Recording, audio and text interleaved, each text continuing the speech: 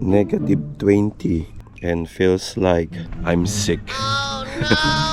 Grabe, iba na yung boses ko ngayon.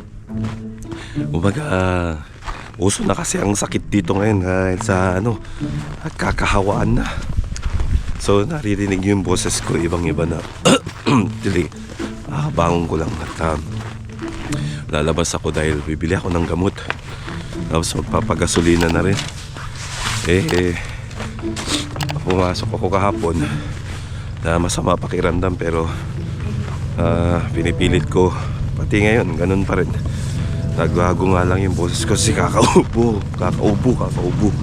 Ayan, bagong taon, unang sakit. Bagong taon, unang sakit ko ngayong bagong taon 2025. Ayan ba yan?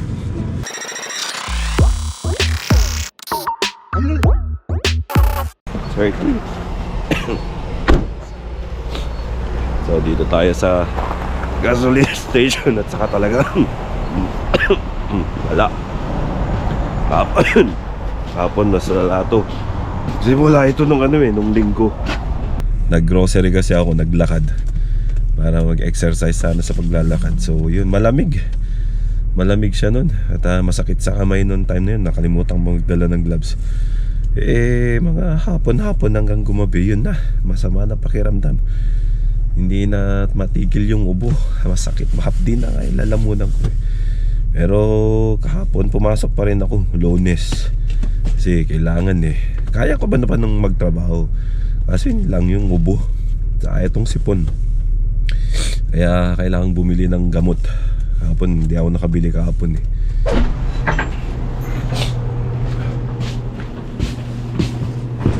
Tao po, pagbilan. Meron kang bioplot sa kanyosep, te. Uso yung trangkaso. Oo nga, te. Uso ang trangkaso ngayon. Ikaw, te. Tapos ka na ba magkasakit? Ito rin ang kaso din ako. Ito rin ang kaso ka rin. At Oo. si ate, ito rin ang kaso rin. Kaya pala Kaya iba mga boses ba? Oo, nagbabago na yung boses pa. Ito kakaubo kasi. Oo yan, ubo din ako. Inubo din. Yung lalamunan ko na na mahapdi. Kakaano no? Oo, pag lumulunok ako ng tubig ko, Ang dami mong nagkasakit ngayon, lalo sa kaya pa naman ng katawan magtrabaho, pero yun lang. Go-work ka pa? Oo ba? Sayang Kaya pa naman.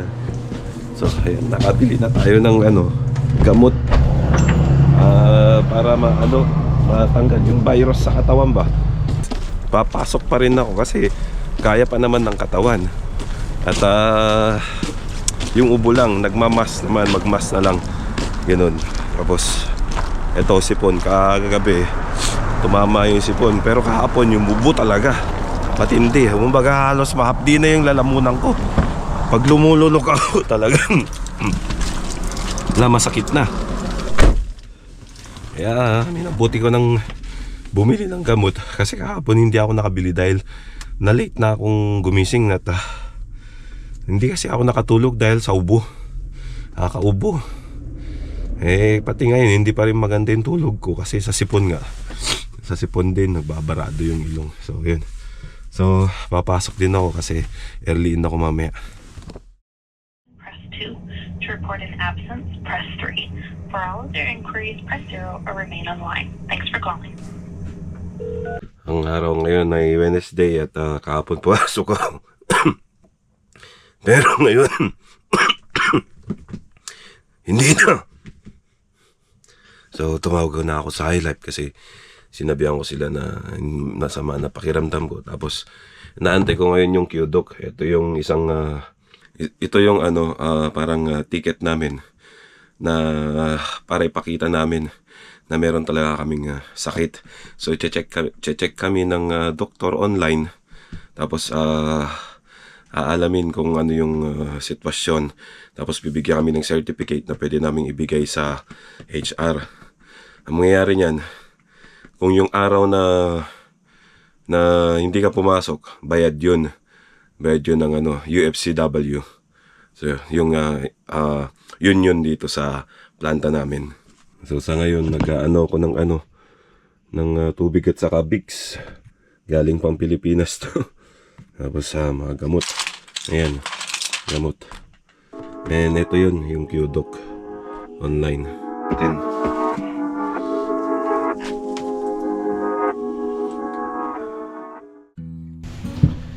Ang araw ngayon ay Sabado at papandarin ko lang yung sasakyan. So, dito sa labas, nag-i-snow. Ayan mga tropa, nag-i-snow. Relax naman. Nung time na nagkasakit ako, talagang bumigay ng katawan ko. Hindi ko na talaga kaya. Nung mga Lunes, Martes, pumasok pa ako ng trabaho. Talagang masama, hindi talaga kaya. Pero Wednesday Wednesday hanggang Friday hindi na ako pumasok. Talagang nung Wednesday masama na talaga. Hindi na talaga kaya. So yun, kinailangan kong tumawag. At hindi na pumasok, i-inform sila na hindi na ako papasok kasi hindi na talaga kaya ng katawan ko. Dahil wala na, nanghihina na ako. Papandarin ko lang to sa sasakyan kasi nga hindi ko nagamit to ng ilang araw eh. Baka hindi na rin umandar eh. Nagpahinga na rin eh.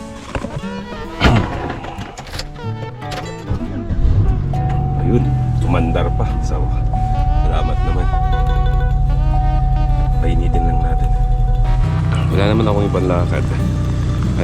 Gusto lang paandarin yung sasakyan kasi para hindi siya yung talagang tumirik. Kasi last year ata to, tumirik. Yun talagang malamig yung panahon. Hindi na talaga umandar. Nasira yung battery at saka yung alternator. So kinilangan palitan. At medyo magastos din. Kaya ilang araw kong hindi pinaandar kasi nga nagkasakit ako. So ngayon ko lang papandarin. Ayun sa mga tropa, okay naman na ako. Medyo yun nga lang, may mga ubo. Inuubo-ubo lang ako. Tsaka yun, yung boses ko nagbabago. Iba na yung tono ng boses ko. Tapos nangangati yung lalamunan ko. Nangangati. So hindi naman siya masyadong malamig. Although nag-i-snow, pero hindi siya katulad ng mga previous days na talagang negative 20 mataas, ganun. Parang ewan ko lang kung anong negative ngayon eh. Pero kung tinatanong mo ako kung sakto lang naman yung lamig, kahit may hangin tsaka snow, okay lang. Dito kasi pagka nagkasakit ka at may mga nararamdaman ka, may mga kunwari hindi masakit ang ulo mo or masakit katulad nito, nagkasakit ka, kailangan itawag mo sa company. Alam ko ganyan din yung mga ibang company eh. Ang hindi ko lang alam is kung araw-araw mo bang kailangan itawag. Kasi sa amin kasi sa company namin kailangan araw-araw. Kailangan kasing araw-araw mo silang i-inform na hindi ka pa okay, para alam nila na yung sitwasyon mo is hindi ka pa fit to work, ganun. Hindi ka pa pwedeng magtrabaho.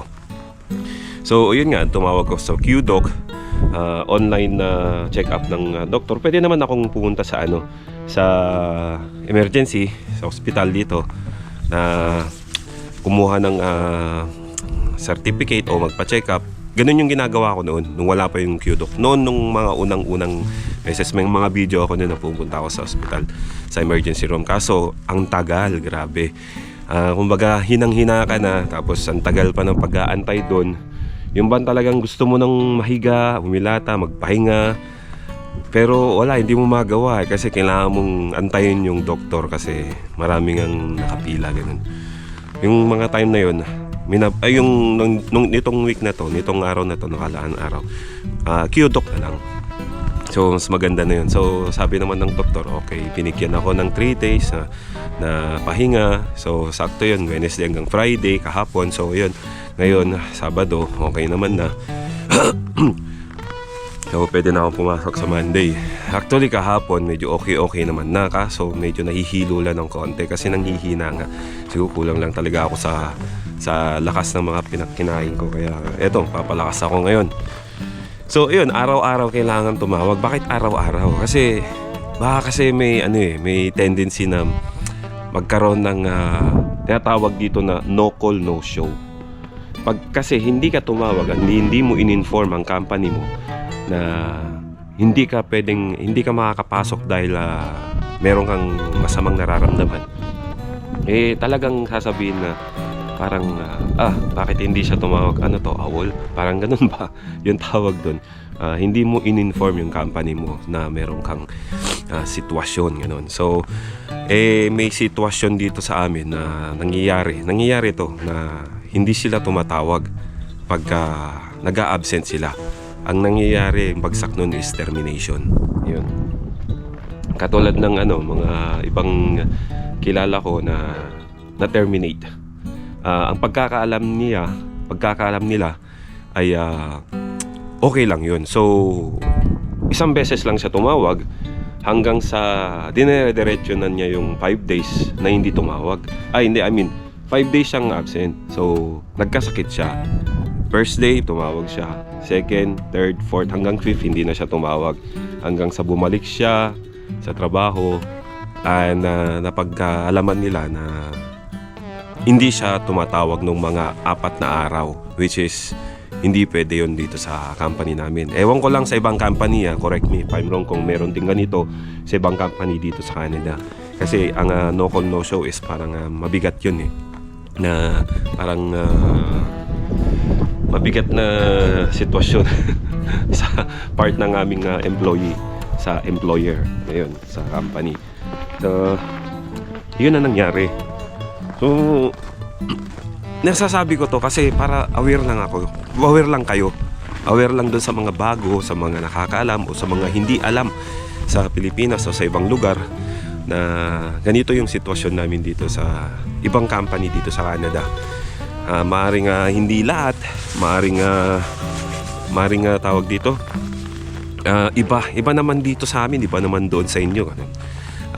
Hindi ko naman sinasabing pare-parehas, no? Pero sa amin kasi ganun yung sitwasyon namin. At para na rin ma-aware yung mga ibang viewers at gustong makaalam ng sitwasyon namin na ganun pala yun. At yung mga gustong pumunta rito na nangangarap, at least alam nyo na, hindi kayo matutulad ng mga ibang kababayan natin na akala nila hindi nila alam. Kailangan din kasing alamin yung rules ng company bago ka gumawa ng ganung mga step. Hindi kasi katulad sa Pilipinas na pag nagkasakit ka, kahit hindi mo na itawag, absent ka na, malalaman mo na, oy, asan si ganito, asan si Atoy, wala, absent ka. Tapos kinabukasan, wala pa ba si Atoy, wala, absent, tumawag ba? Hindi naman, ganyan, mga ganun. May mga ganyang sitwasyon na-encounter ako mga katrabaho ko noon na talagang bigla-bigla na lang, absent, tapos may iwang trabaho, ganun. Tapos, so, para sa akin, hindi ganun dito hindi ganun yun dito. So, importante pa rin kasi yung communication ng employer to employee, employee to employer to, sa company. Ayan, ganyan. Ganun na lang tayo. So, mas mabuti kayo. Kaya may tinatawag silang no call. If pag hindi ka tumawag at hindi ka nagpakita, wala. Meron ka ng paglalagyan. Ano lang yun, hindi ko naman sinasabing ang pangit naman ng rules ng batas ng company. Hindi siguro talagang ganun lang talaga. Alam ko po na alam din ng mga ibang nagtatrabaho dito sa Canada yung mga ganyang batas dito, yung mga ganung rules ng isang company. Hindi to batas ng buong Canada. I don't know kung batas to ng buong Canada, pero yun ang naming rules ng company namin. Siguro iba rin yung rules ng company ng ibang company dito. Sinasabi ko kasi dito yung hindi ka parang sa Pilipinas o sa ibang lugar na dapat pag nalaman nilang may sakit ka na, alam na nila may sakit ka na the whole week or ilang araw, balik ka na lang kung gusto mo. Hindi po ganun sa Pilipinas dito. Dapat araw-araw mo silang i-inform. Ngayon, ganun po yun. So nung ginawa ko nung Wednesday, tumawag ako. Nung Webes, tumawag ako. So Friday, tumawag ako. So kahit masama yung pakiramdam mo, kahit nangihina ka, kailangan mong tumawag pa rin para i-inform sila na meron kang hindi ka pa okay, hindi ka pa fit to work, ganun.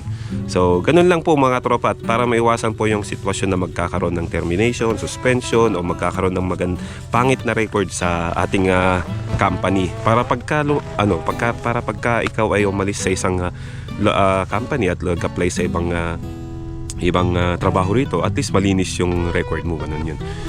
Well, ganun lang po talaga dito. So kailangan lang talagang yakapin yung buhay dito.